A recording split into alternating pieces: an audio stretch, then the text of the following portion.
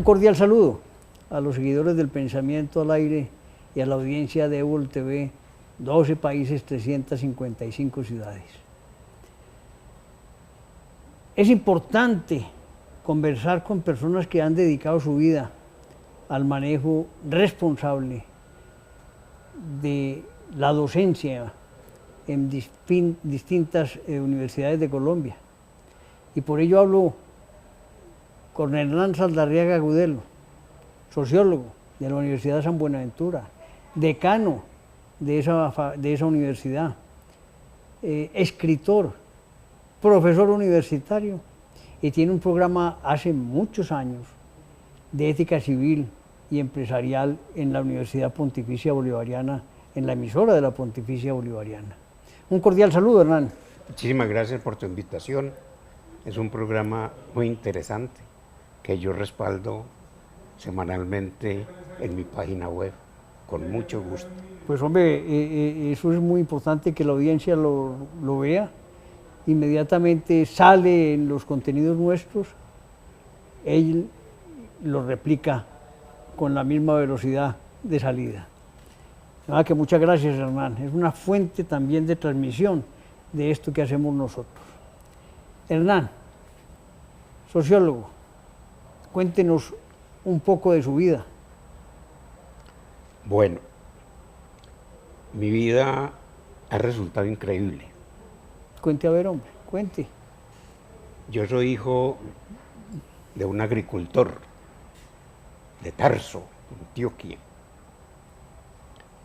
Desde pequeños nuestro padre quería que nosotros fuéramos agricultores, pero nuestra madre tenía más interés en que nos educáramos y nos mandó al seminario. Estuvimos varios años en el seminario por las becas que le habían otorgado.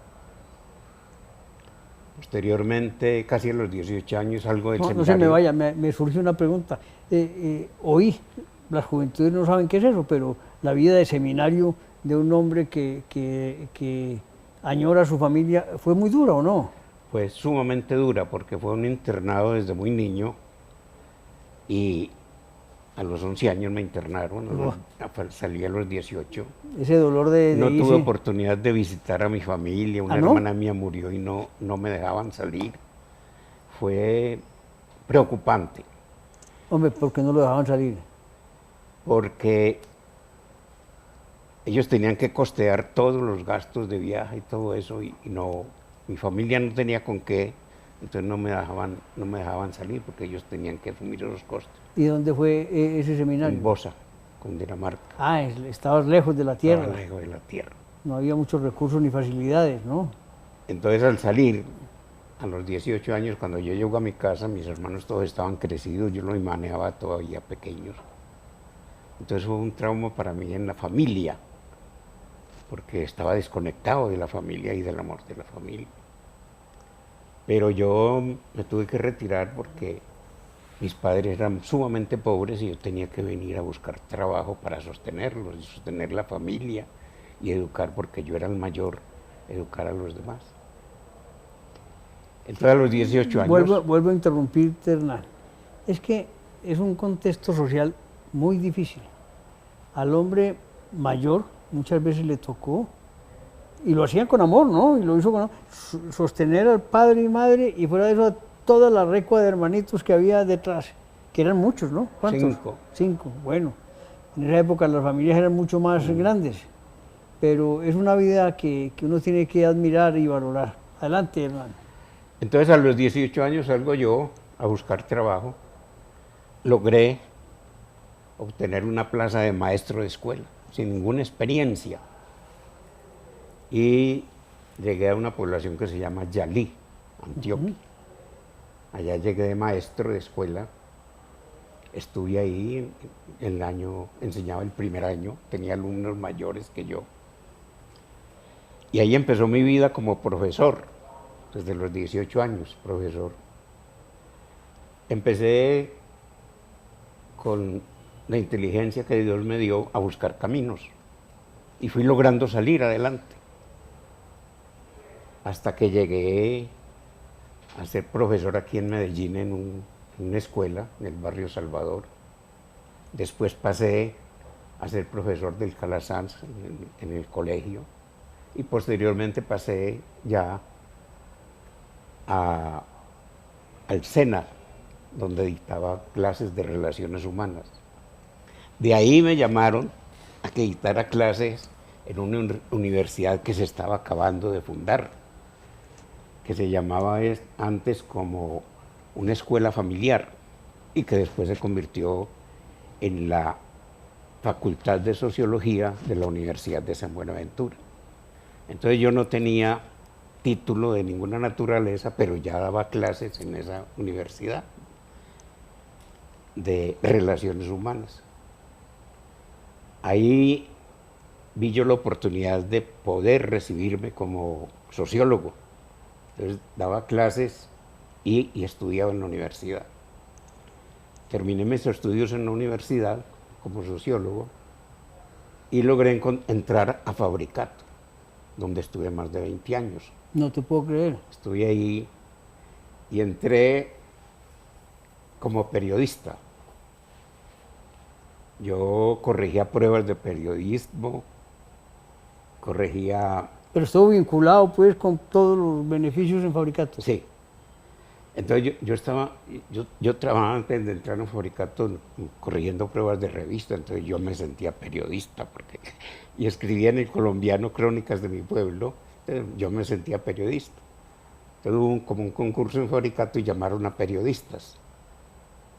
Y yo me presenté y me dieron a mí para dirigir la revista Fabricato al Día. Fue una revista muy importante, durante 10 años estuve al frente de ella. Esa revista cogió fama internacional. Entonces yo veía que tenía mucha creatividad. Me retiré de allá, de Fabricato, y me dediqué a asesorías empresariales. Estando de asesor empresarial, me llamaron a que les acompañara. Antes yo había estado decano de la Facultad de Sociología, donde me había graduado. Y el sacerdote que estaba fundando la Universidad Católica de Oriente me dijo, ¿por qué no me venís y me acompañás para que fundemos una universidad en Oriente? Y de ahí salió la Universidad Católica de Oriente. La Universidad Católica, así es como se llama. Sí, sí, así se llama. Católica de Oriente. Fui decano en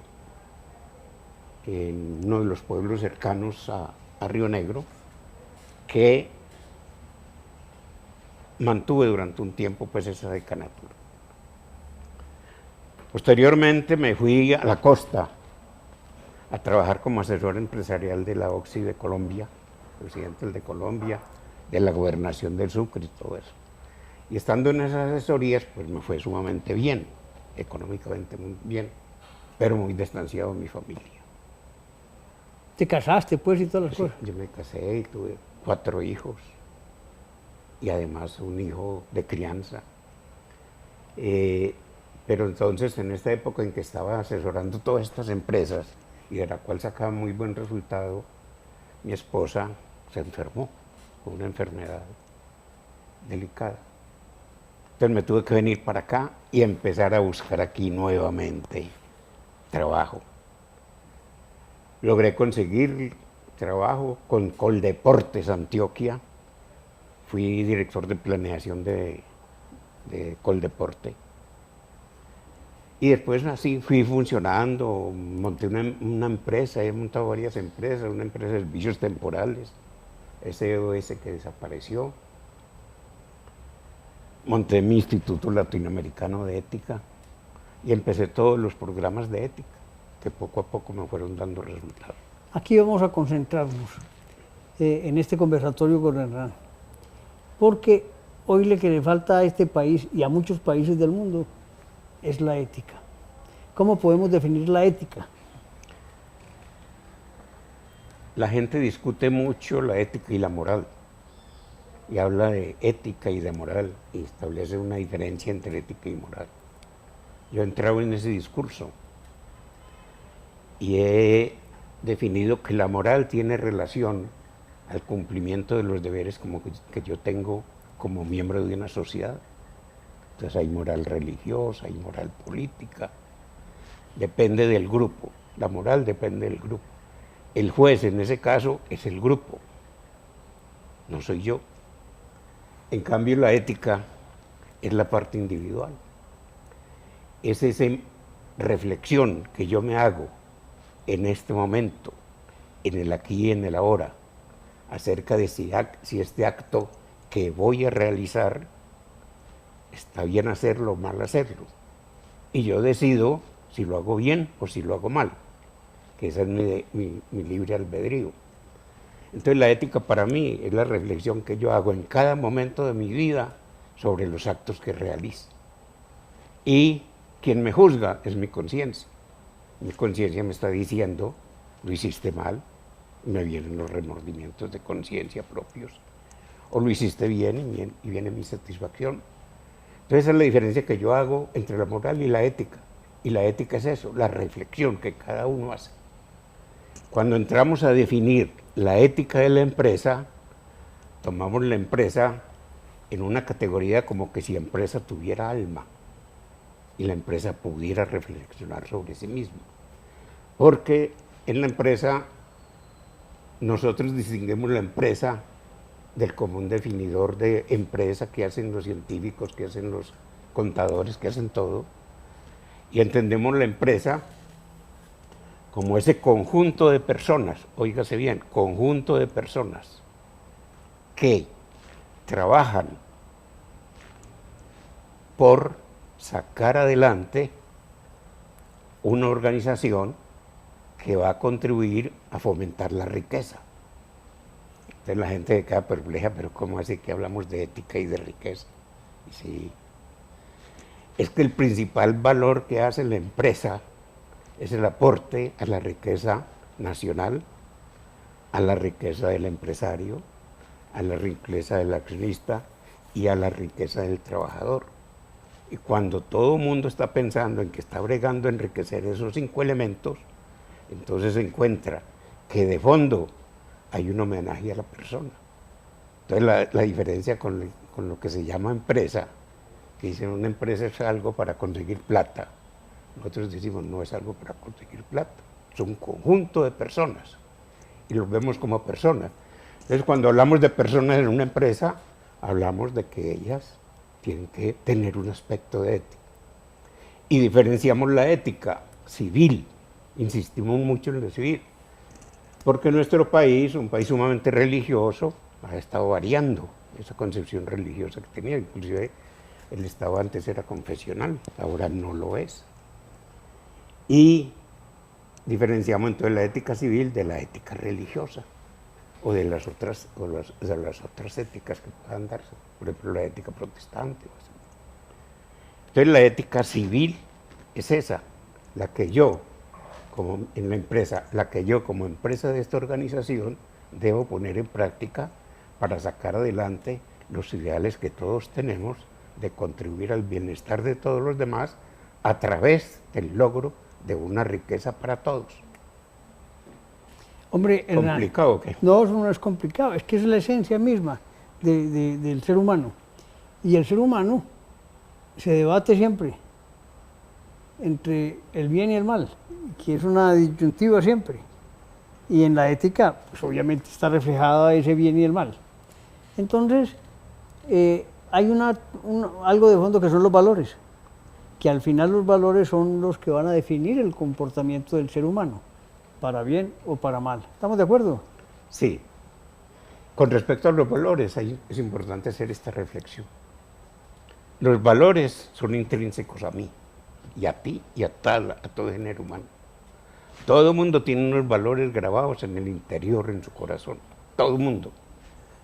Pertenezca a la iglesia que pertenezca al país que tenga. Son fundamentales. Yo sé que no debo matar, yo sé que no debo hurtar, yo sé que no debo mentir, yo sé que no debo levantar falsos testimonios. Yo sé eso, todos lo sabemos, todos lo tenemos, así por ignorante que sea, él en su interior lo ha recibido, y lo ha recibido a través de la tradición de su familia, o lo ha recibido porque se dan con la especie humana. Entonces, esos valores están ahí presentes. Y esa es la confrontación que hace la persona cuando dice, en el aquí y en el ahora, ¿puedo hacer esto? No lo puedo hacer. ¿Qué está consultando? Sus valores, que están en todos.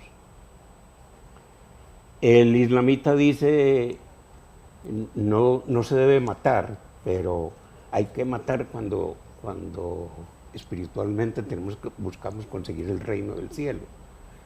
Pues es una deformación del concepto de el valor no matar.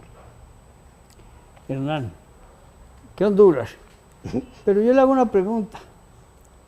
Este país, Colombia, que usted y yo habitamos, que estamos rodeados todo el día de gente muy buena. Creo que el 98% del pueblo colombiano es un pueblo bello en su esencia, pero tiene unas taras históricas, algo que lo hace ser violento. ¿Cuál es esa esencia del colombiano? Es simpático ver cómo se viene mezclando la religión y la acción, no ética. Usted, por ejemplo, en los libros que ha leído sobre los sicarios, sabe que el sicario ponía un escapulario de la Virgen en el arma para que le ayudara a hacer bien su trabajo. Sí, para no fallar el tiro. Para no fallar. Entonces, se toma la religión y se aplica a esa vida de espanto. Entonces, todas esas cosas han empezado como a transformar esa religiosidad que había en el país hacia una violencia. Y es muy frecuente oír decir, pero ¿cómo ocurre esto en el país del Sagrado Corazón? Este es el país del Sagrado Corazón, pero es pasando eso porque estamos llenos de odio. Nosotros odiamos. El colombiano tiene una tendencia hacia el odio fomentado por sus dirigentes y aún por los actuales dirigentes políticos con más vehemencia. Tanto que la Iglesia Católica los tuvo que llamar a ver si podían mermar ese lenguaje de odio, lo que no se ha conseguido. Entonces me parece que ha habido mucho odio y las guerras civiles que hemos tenido han fomentado mucho el odio. Y ha llegado nuestras generaciones odiando en vez de estar orientados hacia la solidaridad. ¿Cómo podemos salir como país de esta circunstancia? ¿Qué tengo que hacer yo? ¿Cuál es mi aporte? Y frente a todo eso, la empresa privada, que tiene sus códigos de ética, muchas los han tenido que hacer obligados por las empresas internacionales que le dicen, a ver, ¿y dónde está su código de ética para negociar con usted? Entonces solamente hacen el código de ética como para cumplir requisitos. Cumplir requisitos. Pero no están mirándose de fondo. Y los va uno a ver, por ejemplo, empresas tan importantes que hay aquí en la ciudad, y obran en desacuerdo con su programa de ética o con su código de ética.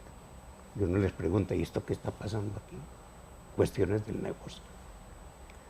Entonces hay que insistir mucho más en que hay que llegar a más solidaridad. Mire, este es uno de los países más ricos en materia de ambiente, en materia de recursos naturales. Y no se explica cómo hay alrededor de unas 12 millones de personas todavía en pobreza extrema. No se explica. ¿Qué estamos haciendo todos los colombianos por eso? Cada uno desde su campo debe trabajar por eso. Desde la ética que enseño yo, empresarios. En el momento en que tengo que tomar una decisión de la empresa porque su mercado está en peligro, no piensen primero en votar a la señora que barre, ni al joven que lleva los mensajes. No, esa es la decisión fácil. Primero piensen cómo podemos diversificar el mercado, cómo podemos salir adelante en esta empresa sin tener que despedir a nadie. Sí, Hernán, me haces aquí pensar que antier tal vez estábamos hablando de eso en una reunión empresarial y invitábamos a que decisión que toma una empresa en crisis es sacar la gente, como tú estás diciendo, y eso no se debía hacer. Porque eso va en contra de lo que ellos mismos predican en sus códigos de ética. No valoran la persona. Entonces... Muchos sí. No, yo creo que la mayoría de las empresas lo hacen. Inclusive hemos notado, en esto a veces uno generaliza casi inconscientemente. Hemos notado empresas a las cuales los trabajadores tienen tanta gratitud por lo que han hecho con ellos que entra en crisis la empresa y ellos son los primeros que rebájenme los sueldos si es necesario.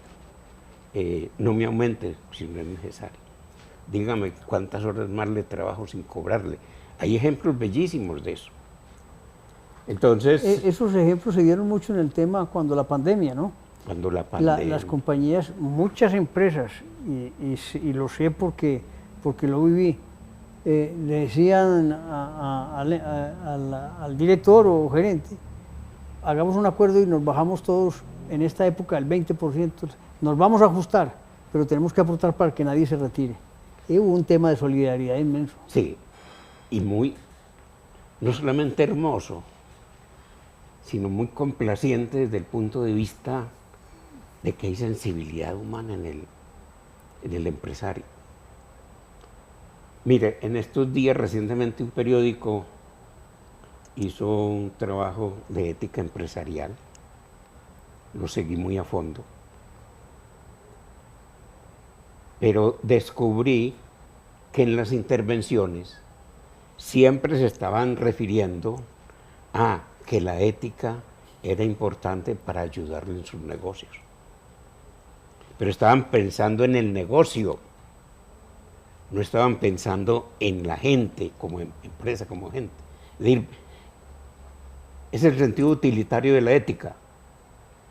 Hombre, usted es una excelente persona, muy buena persona, pero es con el fin de que usted esté a mi servicio sin cuestionarme para nada. Es una buena reflexión, ¿verdad? Que se tienen que hacer los empresarios, o nos tenemos que hacer los empresarios. Es importante.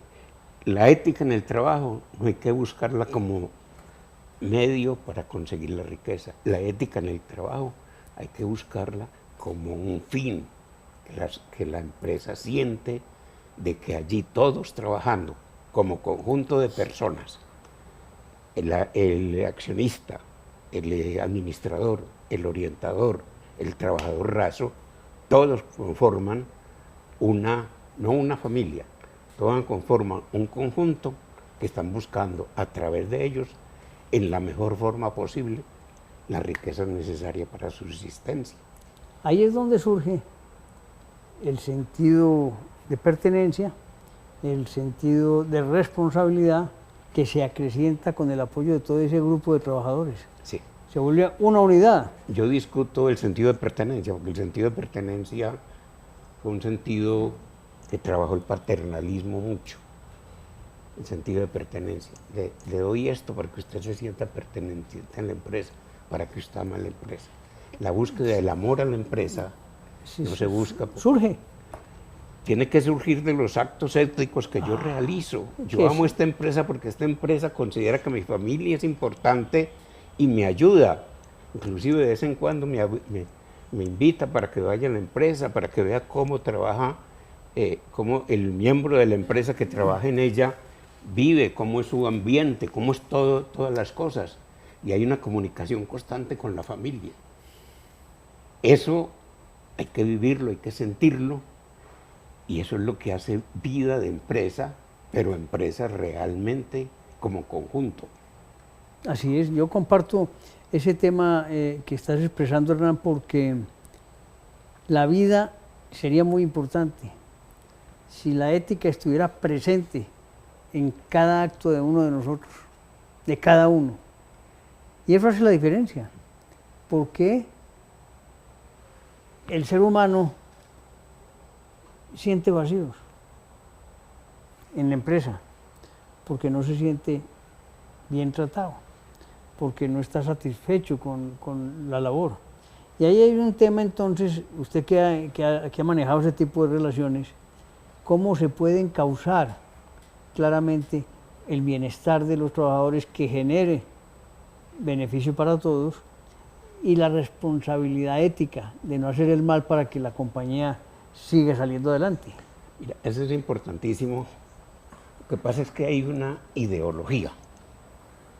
Una ideología es un concepto que se viene formando muchas veces sin base y muchas veces también con criterios equivocados. El trabajador y el patrón no son enemigos. Eso es la mentalidad, el manifiesto. Sí, hoy está en la mente de los socialistas y comunistas, Sí.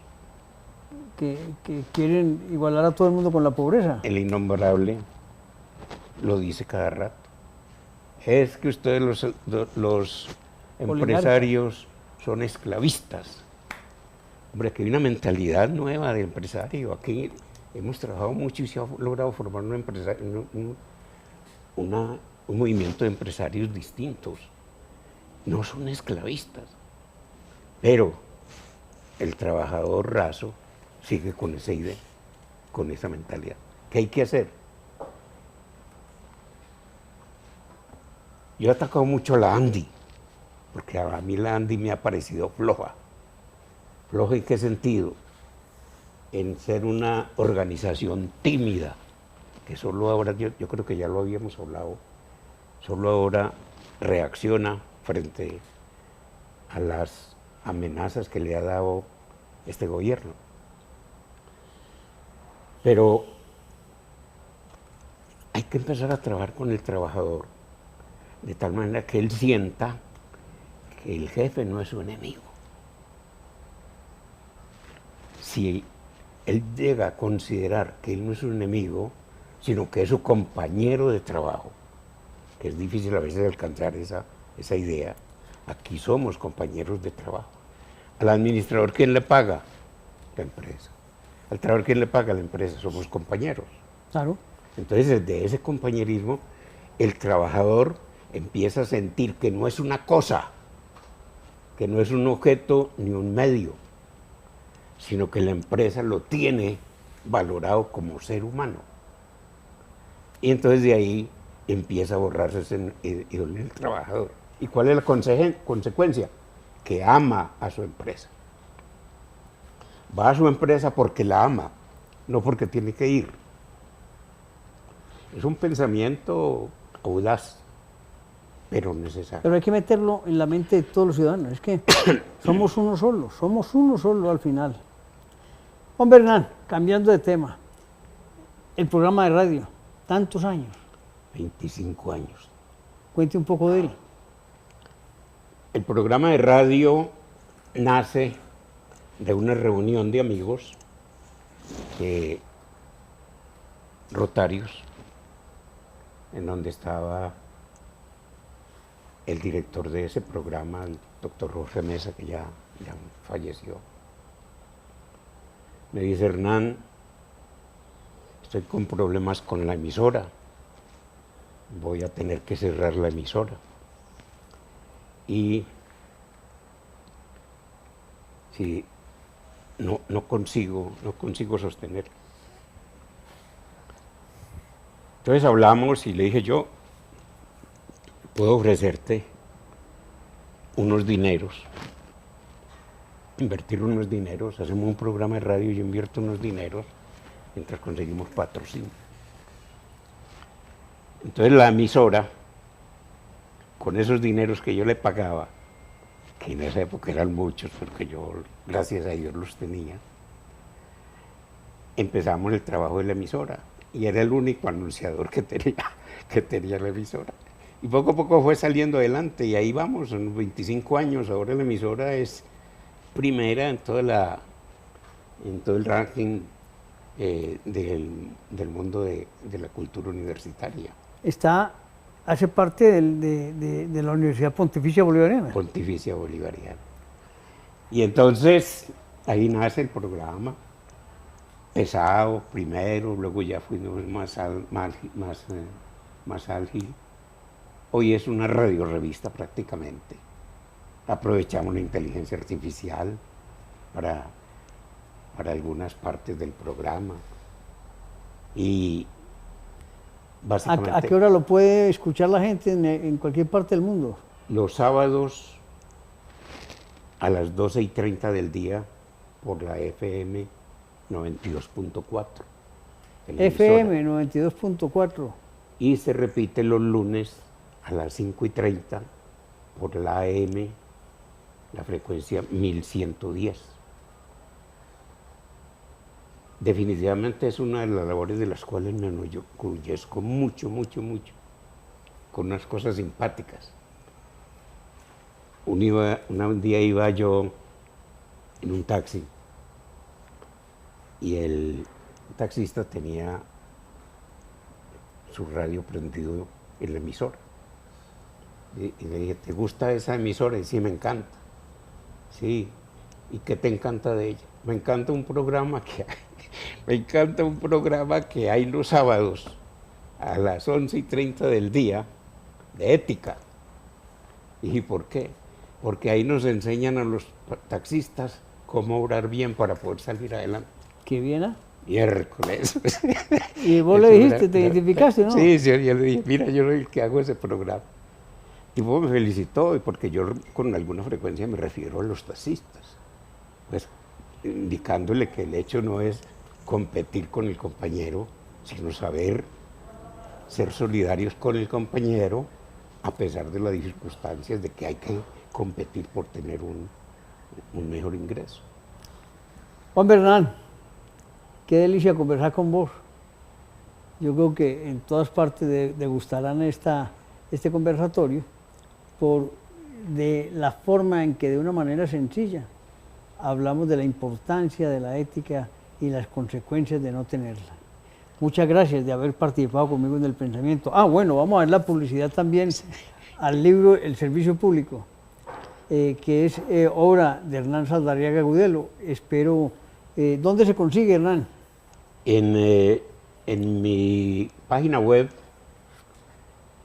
iletica.org.co, se puede bajar gratuitamente. O físicamente se puede conseguir aquí en el Club Unión, en la cartolería. Ahí se está vendiendo el libro. El libro es muy importante. Preciso, al lado del Club Unión hay un local comercial que se llama La Cartolería, y ahí antes de entrar está la cartolería y pueden adquirirlo. Exacto.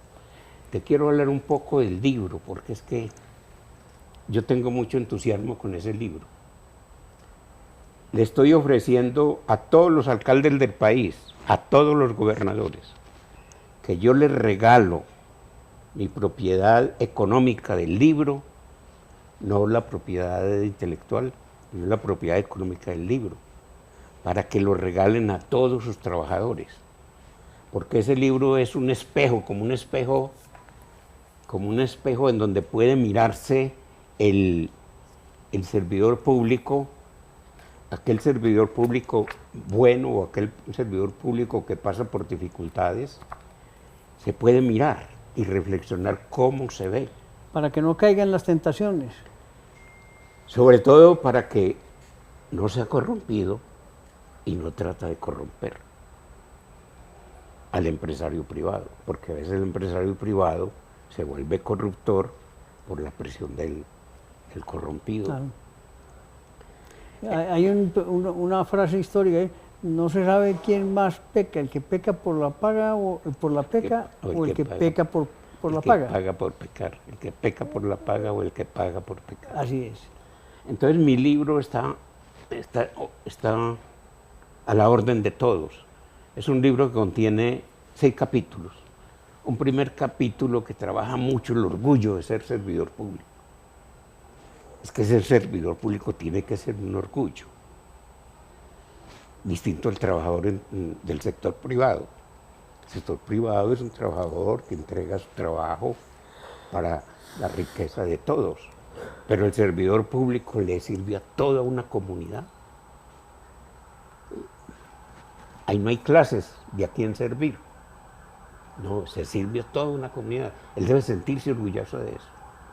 Después tengo un segundo capítulo que está hablando de la ética civil y la empresa pública.